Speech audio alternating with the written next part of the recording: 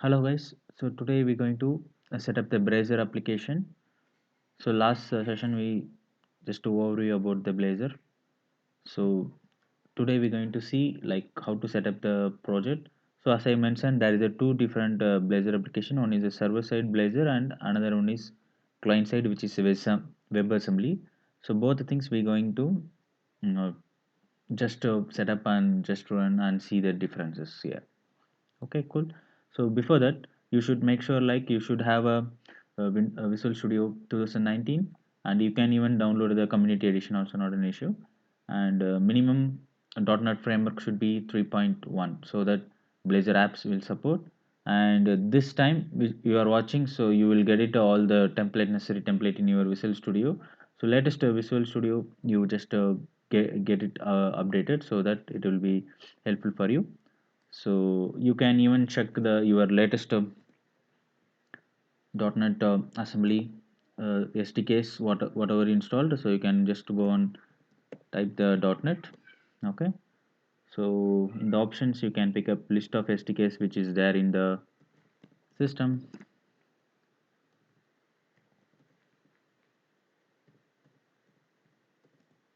Good. So here I have a version 2 and 5. So it's fine enough. So because I have a .NET Core version 5.0, so the no issues. So you also make sure that you have a minimum 3.1 version. So now let's go and create the new project, which is called as Blazor. So you have to search for the template, or you can choose it by here, Blazor apps. So go next. So I just go and choose my repository. Okay, sure. So hi, here I go. Okay, so let's set up this. Just choose here, and the project name I call it as okay, so Blazor server. Okay, this is my project name, and so we'll just we call it the solution name as Blazor apps app. Okay, Blazor app.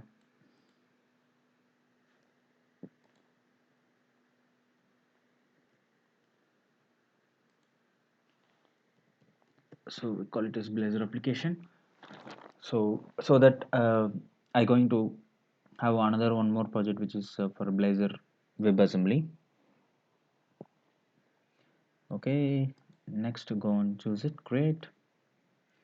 So if you see here, so here you have option to choose two different template, which is a Blazor server app and the Blazor web application. So both we going to mm, set up. So and we see the difference. Okay, so here you see, just choose the latest framework, so which is Core 3.1. Just choose that one, that's fine. Okay, so cool. So let's go and set up, create the Blazor app. So here you can able to see it like, so project template, creating the Blazor server app that runs server side inside the application core and handles the interaction over the signal or connection. So Blazor web application, this what it will do is this will be runs directly in the browser. It will build all the necessary files, and it will be run over the browser, so that we're going to see it in a future session, not an issue. So let's go and create the application.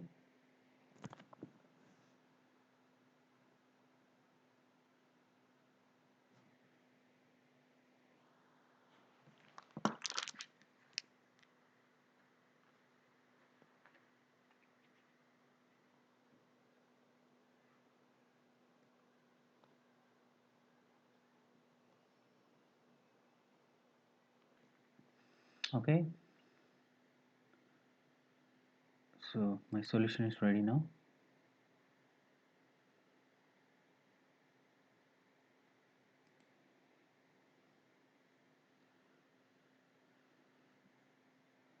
Okay, so now Blazor server template is ready. So let's go and add one more project for the WebAssembly so that we can compare the difference of both. So just go and choose the new project. So again, just go here, next. Okay, here you call it as Blazor Web Assembly.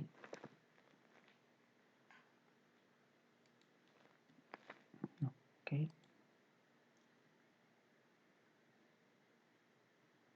here you choose the second one, Blazor WebAssembly app. Okay, let's untick the SSL.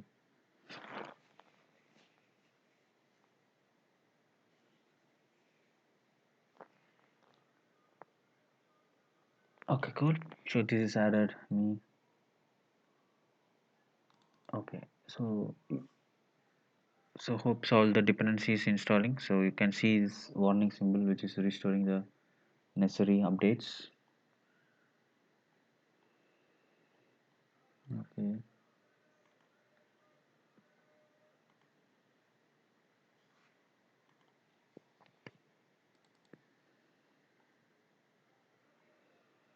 Okay, cool. So now we'll go and run the both the project and we'll check the difference. So for running the both project in the solution, let's go right click the solution, set up the startup projects. So here you choose the multiple startup project and choose the option start. Okay, apply, then okay. So now both the project will be works now. So item is does not supporting the program. Okay, there is something is happening dependency. So let's cool. So we'll start now our application by just press the start. So both application will run now.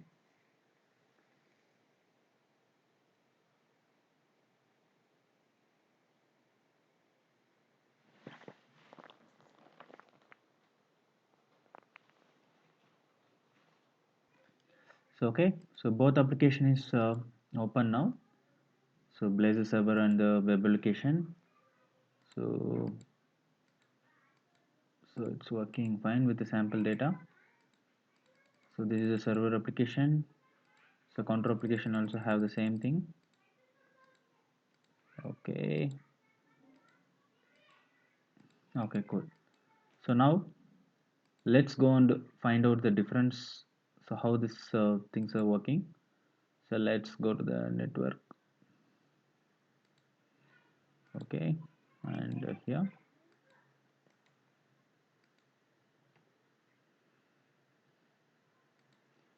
let's go to the home.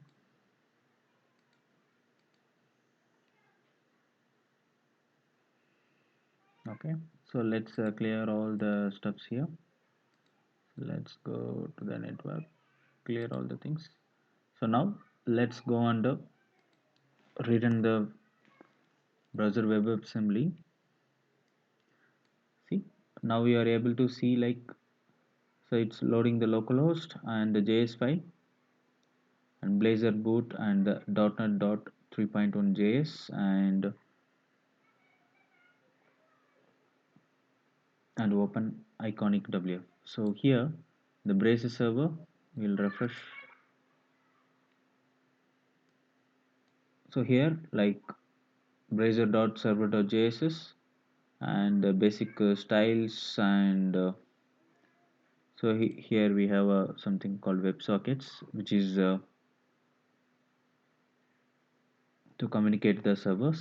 So this is things which is loaded from both the, so if you see click on the, so it's loaded as the webassembly.js where it's contain the necessary JS file to run the application, and this is to boot.js where catch boot resources where the resources related all the assembly related, like if you see here WebAssembly, so all the DLLs necessary, DLLs which is converted as a assembly and it stores in the boot as a response in the it's coming in the response of catchy. So whenever the first time loads application, so it will build and it will start loading into the server, sorry, in the browser. So in the browser server, every time it's hits for the server application, and so it will be handled here by using hit service. And as I said earlier, so it's communicating the data from the server side code by using signaler. So here another one advantage is like once the application is loaded, so you can still work on the offline. So every time your server no need to be up for this application to be run.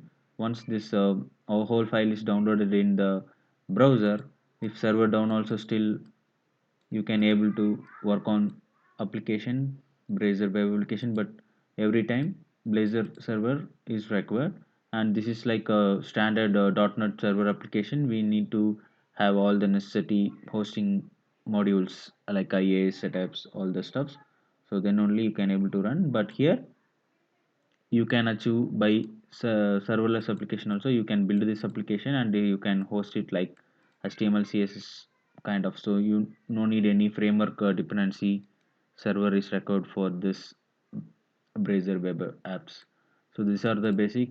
And if you see compared to the fast load, initial fast load, which is browser server, because WebAssembly it's load all the necessary things in your web browser for the initial time. It will build the cache and it will load, so it takes bit time.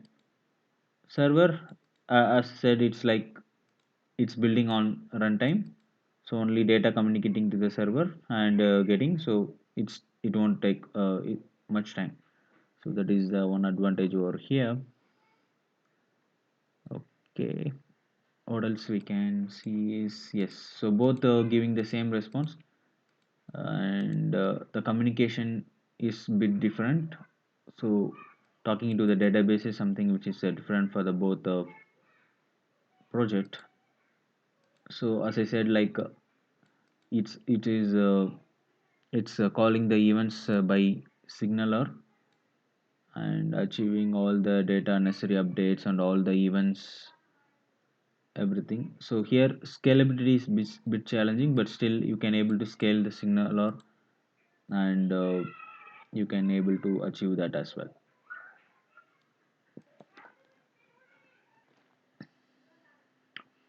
So this is the pros and cons for WebAssembly.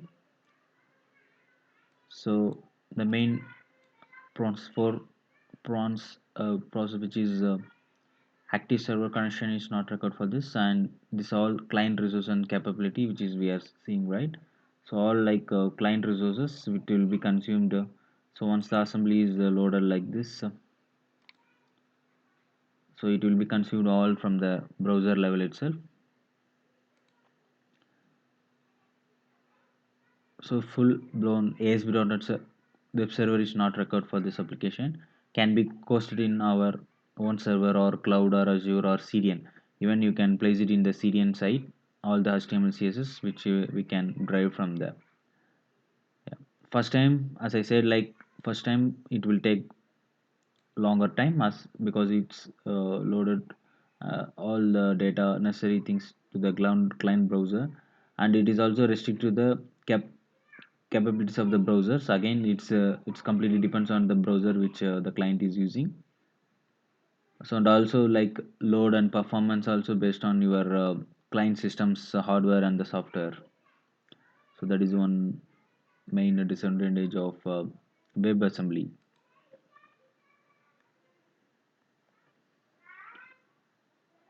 So for the Embracer server, the application load much faster because it's coming from the server. Can take full advantage of server capabilities. So as we are hosting in the server, so it utilize all the resource based on the server. So it's not a client dependency. So it's completely freedom how much freedoms give to the server and the bandwidth. Accordingly, applications are fast. All the client needs to be use the apps is and more secure as app code is not sent to end client. So application is more secure as all the app code is sending to the server and communicating.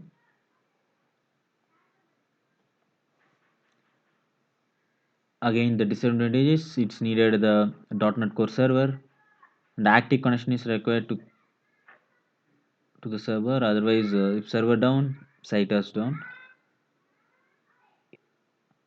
So here we get some higher latency due to the round trip to the server as we are using the signal, or there is a bit challenging work in the scalability, so that need to be taken care. So but still we can take in here nicely, but that need to be considered in the Blazor server. Hopefully you understand two different templates of the Blazor. The next video we will try to dig more and understand more concepts. Stay tuned for this Blazor tutorial, as well as if you are new to our channel, please subscribe so that you will get the new updates regularly. Thank you.